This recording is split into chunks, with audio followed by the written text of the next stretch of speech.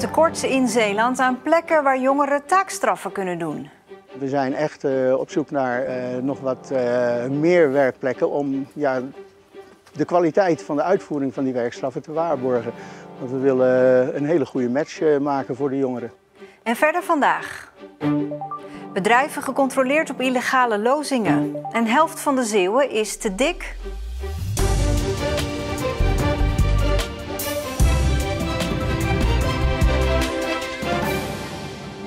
Goedenavond. Er is in Zeeland een tekort aan plekken waar jongeren taakstraffen kunnen doen. En een tekort aan begeleiders. In 5 jaar tijd is dat aantal gehalveerd. En daarom zoekt de Raad voor de Kinderbescherming, die verantwoordelijk is voor de uitvoering van taakstraffen, dringend nieuwe begeleiders en plekken. In Zeeland krijgen jaarlijks zo'n 150 jongeren een taakstraf. Na een advies van de Raad voor de Kinderbescherming bepaalt de rechter de lengte van die straf. Een taakstraf is niet alleen een werkstraf, maar heeft ook een opvoedkundig karakter. Jongeren moeten zich aan bepaalde regels houden. Op tijd komen, je werk naar behoren uitvoeren, je gedraag je eigen naar de regels die gelden op de werkplek. Dat zijn hele belangrijke zaken. En je voert uiteraard je werk naar tevredenheid van de werkbegeleider uit. In 2016 waren er op Walcheren 18 plekken waar jongeren hun taakstraf konden uitvoeren. Zeeuws-Vlaanderen had er ook 18 en in de regio Oosterschelde-Bekken waren het er 20. Op dit moment hebben we hier in Walcheren nog maar 9 werkplekken. Zeeuws-Vlaanderen nog maar 10 en in het Oosterschelde-Bekken nog maar 11. Dus we zijn echt op zoek naar nog wat meer werkplekken om de kwaliteit van de uitvoering van die werkstraffen te waarborgen. Want we willen een hele goede match maken voor de jongeren. Een van de huidige projectplekken met een taakstrafbegeleider is bij de Strandwacht in Zoutelanden. Dat je wat extra's kan bieden voor dat soort mensen, dat leek mij ontzettend leuk. Thomas Langeler is 37 jaar en begeleidde dit jaar voor het eerst een jongen met een taakstraf en leerde daarbij een belangrijke les. Dat het een beeld van een taakstrafjongere absoluut in positieve zin uitpakt zodra je zo iemand leert kennen. En dat het echt een meerwaarde aan je team en je bedrijf kan geven. Een taakstraf blijkt goed te werken bij jongeren. In 2019 is 78% van de taakstraffen positief afgerond. Dat betekent dat een jongere een tweede kans krijgt in de maatschappij. Wat ik ze met name mee wil geven is dat je met je eigen gedrag en hoe je in het team staat een leuke werkervaring kan hebben. En daar ook zelf heel veel positiviteit uit kan halen. Maar op dit moment is er dus in Zeeland behoefte aan meer plekken en begeleiders om een taakstraf uit te laten voeren. Zeeland breed zo'n 20 plekken, zeg maar. En ik denk dat de gemeentes daar ook een belangrijke rol in zouden kunnen spelen. Het is ontzettend leuk om met zo iemand te zien groeien en te begeleiden. Jongeren zijn natuurlijk in de groei van hun leven en kunnen veranderen. En dat zie je ook in de praktijk, dat jongeren veranderen. En daar hebben ze recht op. Gunt u jongeren een tweede kans, dan kunt u meer informatie vinden op wordtaakstrafbegeleider.nl. De provincie laat bij 10 bedrijven het afvalwater controleren op illegale lozingen van kankerverwekkende PFAS-stoffen. Chemiebedrijf 3M in Antwerpen bleek de stoffen te lozen, maar de vraag is of dat ook in Zeeland gebeurt. Om welke 10 bedrijven het gaat, wil de provincie niet zeggen. Ja, en dat ga ik u niet vertellen, want ik weet dat niet. En dat is ook netjes als je dat als gedeputeerde niet weet, want we hebben dat uitgegeven aan de RUD en aan de DCMR. Die voeren daar de controles uit. Maar goed, dan gaat het natuurlijk al snel over chemische bedrijven. Dan denk ik gelijk aan Dow, ik denk aan Yara. Denkt u ook aan dat soort bedrijven? U mag denken wat u wil en wat ik denk doet er niet zo ter zake. Want we hebben daar van tevoren met onze mensen en de RUD en de DCMR afspraken over gemaakt. Ja, RUD en DCMR zijn controleurs van de provincie. Over 2 weken is de uitslag bekend. Een SGP in Provinciale Staten wil zo snel mogelijk een informatiebijeenkomst met experts om meer duidelijkheid te krijgen over PFAS en andere mogelijk gevaarlijke stoffen in de Westerschelde. Geluidloos gaat het niet, het slopen van een bunker. Vanmorgen is begonnen met de sloop van de bunker uit de Tweede Wereldoorlog die bij Britannia werd gevonden, onder de boulevard in Vlissingen. Op die plek komt de parkeergarage van het nieuwe hotel. Nadat hij onverwachts werd gevonden, gingen er stemmen op om de bunker te behouden. Maar het is een standaard bunker waar er meer van zijn op Walcheren.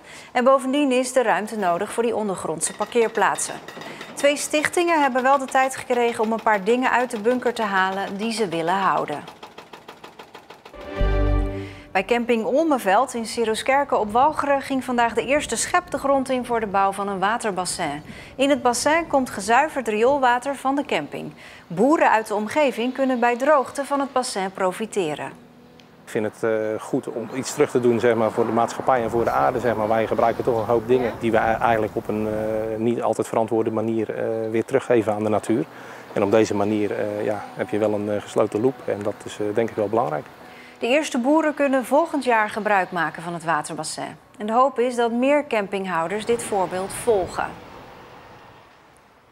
Een Zeeuw heeft sinds vandaag de leiding over de Koninklijke Marine. René Tas uit Aardenburg is de nieuwe commandant zeestrijdkrachten, die verantwoordelijk is voor de operaties van de marine-eenheden. Tas kwam in 1982 bij Defensie, voer op diverse marineschepen en heeft vele missies uitgevoerd.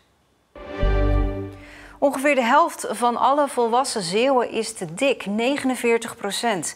Dat blijkt uit de gezondheidsmonitor van de GGD Zeeland die vandaag is gepubliceerd. Het landelijk gemiddelde ligt op 47%. De Zeeuwen hebben iets vaker overgewicht dan andere Nederlanders. Dat vormt een extra risico bij een eventuele coronabesmetting, stelt de GGD.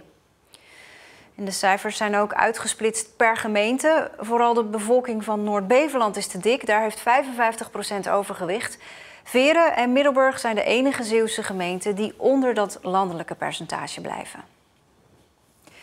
Meer begrip kweken voor de oorlog in Nederlands-Indië. Dat is het voornaamste doel van de theatervoorstelling Op klompen door de Dessa, die vanaf vandaag te zien is in de machinefabriek in Vlissingen.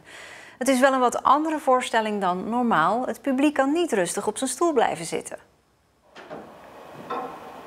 Opa? Op klompen door de Dessa gaat over Nederlandse soldaten die vlak na de Tweede Wereldoorlog naar Indonesië werden gestuurd. De rust bewaken en het gezag herstellen in de voormalige kolonie. Veel meer wisten de vaak jonge jongens niet. De voormalige machinefabriek van de Schelde dient als onderdak voor de voorstelling. Er staat een groot blok van 400 vierkante meter, een woonhuis, een oud-Indiëganger, dus de badkamer, de slaapkamer, zijn hele huis.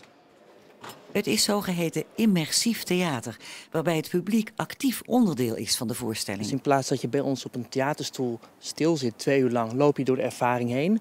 Door het decor heen mag je acteurs aanraken, requisieten aanraken. Je mag het voelen, ruiken en beleven, zoals wij zeggen. Het is zo'n toffe vorm en hij wordt zo weinig gedaan in Nederland. Eigenlijk bijna nooit. Het is een hele dure vorm om te maken.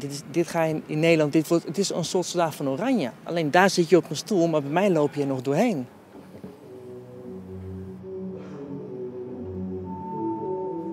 Overal waar ik kwam, keken mij wanhopige, niet begrijpende ogen aan. Ogen die smeekten om niet te worden neergeschoten door verdierlijkte witte mensen die de macht terug wilden hebben.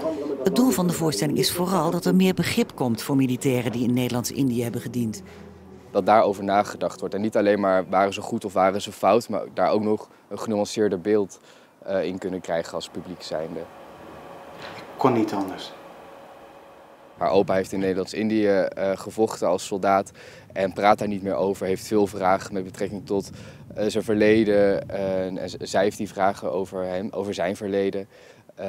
En zij loopt daar ook nog mee rond van ja, wat moet ik nu met die geschiedenis? Het was wij of zij. Iedere bom en kogel ging door mijn hart als ik dacht aan de mogelijke getroffenen. Dat herken ik heel erg uit mijn eigen familie. Ik heb mijn opa nooit leren kennen. Ik was heel jong toen hij stierf, maar niemand in de familie heeft ooit gepraat over wat hij in Indië heeft uitgespookt en wat daar is gebeurd.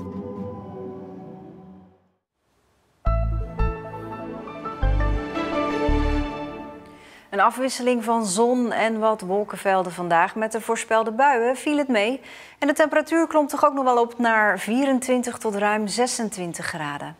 Morgen meer kans op een regen- of onweersbui, vooral in de ochtend. De temperatuur gaat nu wel echt omlaag.